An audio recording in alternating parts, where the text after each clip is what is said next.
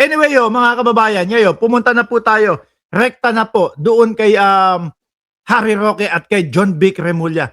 Alam niyo po, mga bossing, dito, base po sa aking Mulya, so dito, base sa aking pagkakaintindi, mukhang corner na po si Harry Roque, mga kababayan. Ultimo po, ipapaliwanag dito, pati paggamit ng credit card o mga tarjeta o mga card ni Harry Roque, dehins na pwede. Dehins na ho pwede, mga kababayan. Bakit daw po? O, pakinggan nyo, no? Secretary Mulya, so you called Attorney Roque to give him a heads up na baka lumabas na yung red notice niya and you might have to arrest him. Aren't you worried that he might make a run for it? Ang saklap naman noon. No, kaibigan mo, sasabihan mo, pare, ay, sandali, pare, no, wag na kayo magulo, mamare-mare pa kayo. Alam na natin yon. Di ba? Tatawagan ni John Vic. Harry na lang, Harry.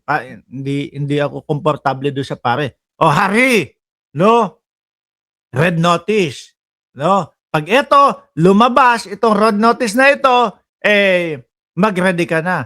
Kasi aarestuhin na kita. Ang saklap po, no? Siguro ang pinakamahirap po sa isang kaibigan, mga kababayan, yung aarestuhin mo, yung kaibigan mo. No? Lalo na alam mo yung galawan at kilusan ni ni Roque. Sabi nga ni John Vic Remulla doon sa isang kwento, nung pagpasok daw sa school ni Harry Roque at madami daw mga topless na lalaki, I'm home. Napaganon daw po. So, yung mga ganon, isang patunay po na kilalang kilala talaga at talagang kaibigan ni Roque si John Vic Remulla. Mahirap yon. Pero, ginaganpanan po yung trabaho ng tao, mga kababayan. Talagang tinututukan at pinupukusan yung mga tao na pinaghahanap ng ating bayan, ng ating batas. Tuloy. Or baka hindi niya na mahanap. His passport is cancelled. He cannot get out of... But he can move around the EU. Passport, canceled na. Ibig sabihin, mga kababayan, kung pinaplano o gustong lumabas ni Harry Roque sa Vienna, imposible na po. So, nakakulong na, mga kababayan, si Harry Roque, no? Doon lang po sa Vienna. No, yun. Lilinawin ho natin, yung sinabi ni Mark Ramos, nakakulong na po si Harry Roque doon sa Vienna, bayan ng Vienna. Pero hindi pa hurehas, no? Doon lang po sa bansa na yon. Hindi ka na makalabas gusto mong pumunta ng, let's say, sabihin na natin, gustong tumawid ng Netherlands, gustong tumawid, hindi na magagawa. Kasi canceled na daw nga po ang passport ayon kay Secretary John Vic Remulla.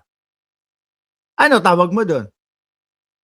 Kung tayo, mga kababayan, di ba, kapag hawak na, dito, kagaya dito, maliit na isla, no?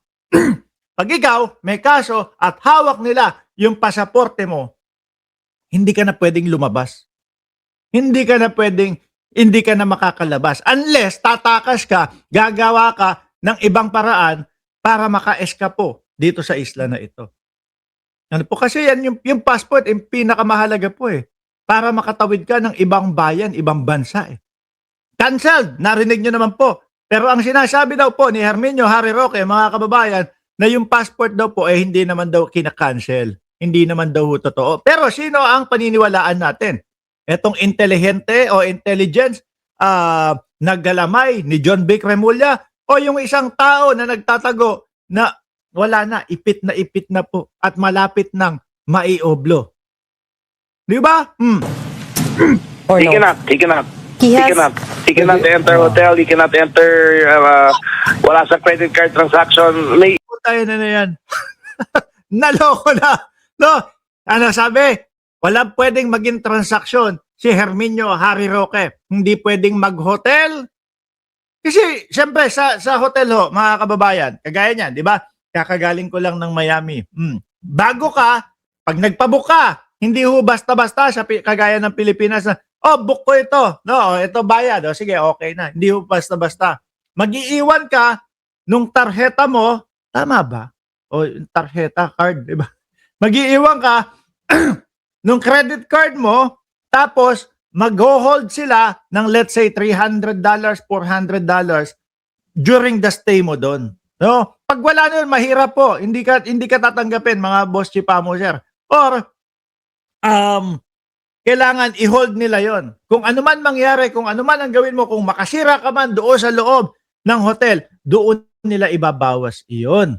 No? So sa madaling salita po, wala na. Eliminate yung hotel ni Harry Roque. No? Wala na mama chup-chup. hindi na makakapag muamwa chup-chup sa hotel. Halik po. Kiss po ang ibig nating sabihin doon. Kayo naman No, sabi ni Ronald Fernan ng Ceresa Post, marami namang tubo sa kulungan, mamimili lang siya kung ano ang gusto, mamimili kung ano ang gusto niya. Loko ka O, tuloy ko. Hihirapan siya, umikot talaga. But sir, didn't you just telegraph your moves and forewarn a potential fugitive? No, he knows naman. He's known of that all along. Diba? The man is smarter than me. He knows what his predicament is. Diba? There's nothing telegraphed. What do you mean about the credit cards? Were his assets frozen? Yes, everything. Basta mag-credit card yan, mag-alarm kagad sa Interpol yan kung ginamit niya. Naku po, ganun pala yun. No? Basta gumamit ng credit card si Harry Roque, mag-a-alarm. Constancio Tongko, shout out po sa inyo. Pagka ginamit ni Roque ang kanyang mga credit card, mag-a-alarm agad. Arestado agad sa Interpol, mga bossing. Bibilang ako, ha? Isa, dalawang buwan. Tingin ko ho, mga kababayan, pinakamatagal na ng pagtatago ni Harry Roque. 2 buwan. Pinakamatagal na ho yun. Biruin mo, kapag wala ng mga magamit na credit card o card or whatever si Roque, mahihirapan na po yan. Kumilos. Biruin mo, bibili ka sa grocery, paano pambabayad mo? Credit card, paano mo ilalabas? Siyempre yung mga OFW na mga nauuto doon ni Harry Roque, magsasawa, mapapagod din po yan. Di ba? So, ang ending po, matutubuhan si Roque. Maglilinis ng tubo si Roque sa loob ng kulungan pag nagkataon. Di ba? Danilo Espejo at Ismi Enrique? If he's even flagged for anything, pa-arrest siya kagad. So, as of now, he's confined in Vienna. Doon lang siya. Susunduin na sa Vienna. Hindi naman itataya ni John Vic Remulla ang kanyang pangalan kung hindi niya talaga alam kung nasaan si Roque. No?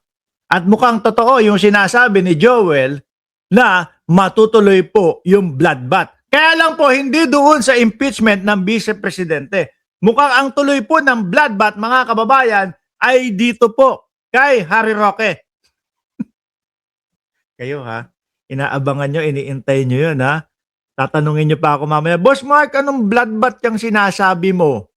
No? Boss Mark, anong bloodbath yung kay Roque na? Hindi. Siyempre mga kababayan, ipagtatanggol ni Herminio Harry Roque ang kanyang sarili pagdating po sa Pilipinas. Kayo naman kung ano-ano yung iniisip nyo, isasaksak sa wet packs. Huwag nyo pong iniisip iyon. Ano po? Tuloy lang tayo. Seryoso tayo. Saan nyo siya, kung sakali, Secretary, saan nyo siya dadalhin? Saan kulungan nyo siya ilalagay? Dito sa Tarlac. Sa Tarlac siya ilalagay. Doon yung RTC. kaso niya, yung human trafficking. Naku po, yun ang mabigat. No? Human trafficking. Kung hindi ako nagkakamali, mga kababayan, kung isang tao ang nagsampa sa iyo ng kaso at ang kaso ay human trafficking, maaari posible at may pagkakataon at may tsansa na palabasin no? Sa pamamagitan ng pag-bail. Kung nag-iisa lang no? May tsansa. Pero kapag dumalawa, pataas na, mukhang bumalabs. Mukhang magiging oblo o mao-oblo si Harry Roque habang dinidinig po yung kanyang kaso, lalo na diyan sa human trafficking. Kaso mga kababayan, meron pang sumunod na nagkaso kay Roque. 'Di ba? 17 magsasaka na nagkaso kay Herminio Harry Roque, land grabbing naman po. Kung totoo po yung mga yan, lahat na yan. Aba, halang ang bitukan nitong si Roque, mga kababayan. Sabi ni Tato, malalaspag yan dito sa Oblo. Grabe ka, Tato. Alam na alam mo kung ano galawan dyan sa Oblo, ah. Alam na alam mo kung ano ang ano, ah. No? Sa Oblo pa naman po, kapag ka maputi, makinis, nako po, mga kababayan. No? Malamang po, mala reyna, mala prinsesa ang magiging turing kay Harry. Hindi, ayaw nyo nun? Di ba, Ma'am Elena Garcia at Kabendor Vlog? Ayaw nyo nun? Maaalagaan si Roque. Reynang-reyna si Roque pagdating sa Oblo. Hindi nyo iisipin na, naku, baka binubugbog si Herminio Harry Roque sa loob, ah. Naku, baka pinagtutulungan na. Baka nga po hindi mapatatuan yan, eh. Di ba? Baka hindi po, di ba sa kulungan, uso daw yung tatuan, mga bossing, no? Baka hindi po nila tatuan yan, eh. Bakit? Makinis, mga kababayan. Hindi, tsaka syempre, kilalang tao si Herminio Harry Roque, no? Matambok pa naman si Roque daw, sabi ni, loko-loko to si John Marvin Cometa, kung ano-ano mga pinag-type to sa comment section. Ang tambok pa naman ni Mama Harry. Naku, pagka yung... Sige, tuloy na natin to. Puro kayo kakalukuhan dyan, ha? Hey, Alice Go. Yung di ba doon pinadala yun si Mr. Supra International? Si Mr. Supranational, oh. Kamusta na kaya yun? Baka si Ma'am Neng Gigi alam niya kung nasaan si Mr. Supra. Supernatural. Si ano pangalan nun? Nalimutan na natin yun. Siguro nakapagtapos na po ng pagpipiloto yung tao. Ano po?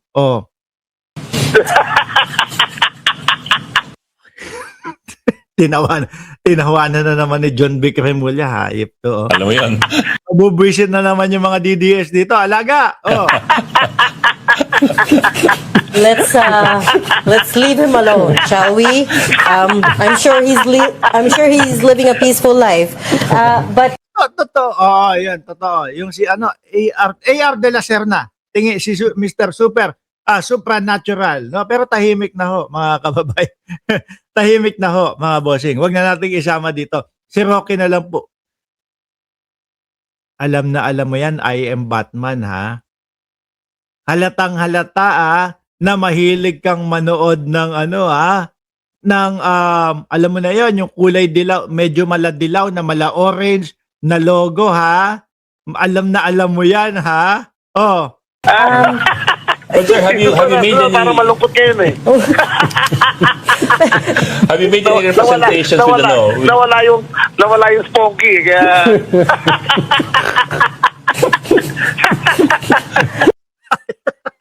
Ayop na tawa yan. Anyway, mga kababayan, grabe si John Vic. teka lang. Kayong dalawa, naghahagigigan kayong dalawa. Diyos ko po, si John Vic.